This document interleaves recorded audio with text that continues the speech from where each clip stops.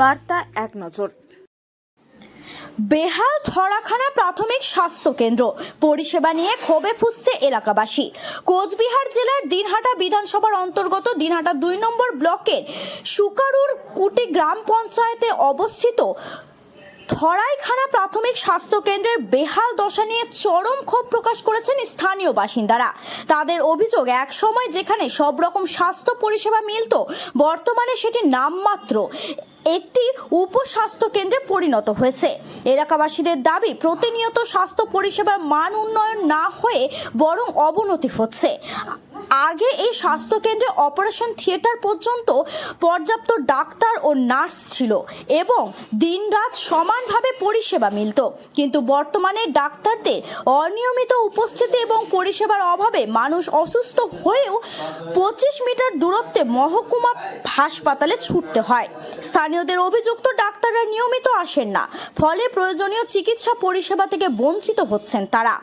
এলাকাবাসী স্থানীয় বিধায়ক তথা মন্ত্রী উদয়ন গুহর কাছে এই বিষয়ে দ্রুত হস্তক্ষেপের আর্জি জানিয়েছেন। তাদের বিশ্বাস, মন্ত্রীর হস্তক্ষেপে এই সমস্যার সমাধান সম্ভব এবং ধরাইখানা প্রাথমিক স্বাস্থ্য কেন্দ্রে পুনরায় আগের মতো উন্নয়ন পরিষেবা প্রদান করতে পারবে। ঠিক কি অভিযোগ করেছেন এলাকাবাসীরা, শুনুন তাদের মুখেই।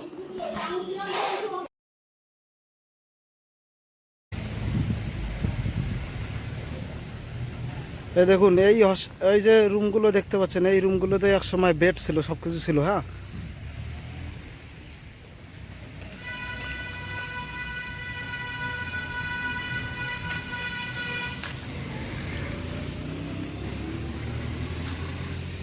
এই দেখুন, এই হসপিটালগুলো, এই রুমগুলোতে এক সময় বেডটের সব ছিল। এখন দেখেন ছাগলের খামার হয়ে গেছে এইসব রুমে।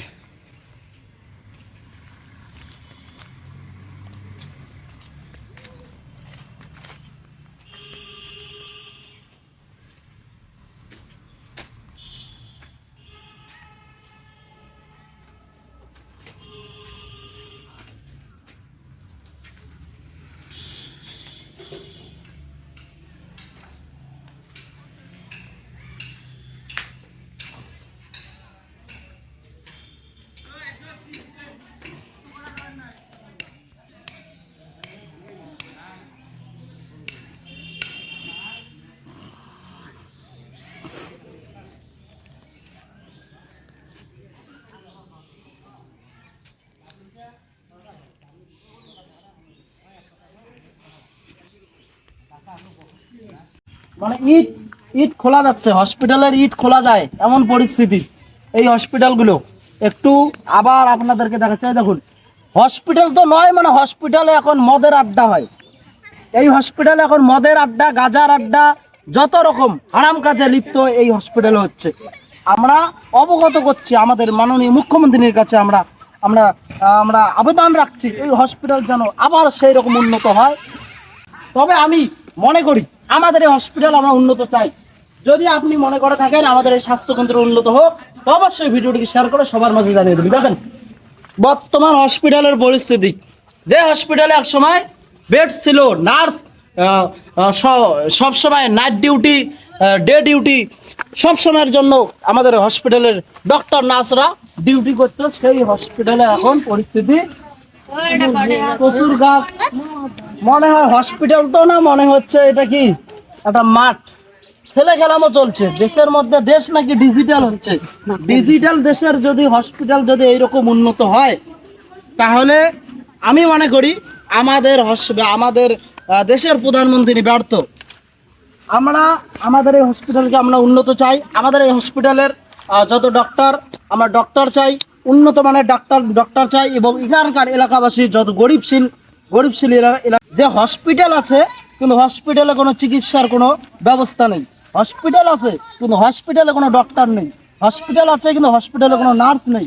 এই রকমই একটা হসপিটালের সাথে আপনাদেরকে আমি পরিচয় করে দেব, এবং আপনারা ভিডিওটির সঙ্গে থাকুন এবং ভিডিওটি শেষ অবধি দেখবেন এবং ভিডিওটি অবশ্যই শেয়ার করবেন। আমাদের মাননীয় মুখ্যমন্ত্রীর কাছে আমরা আবেদন রাখছি, আমাদের এই হসপিটালের দিকে অবশ্যই আপনারা একটু নজর দিবেন।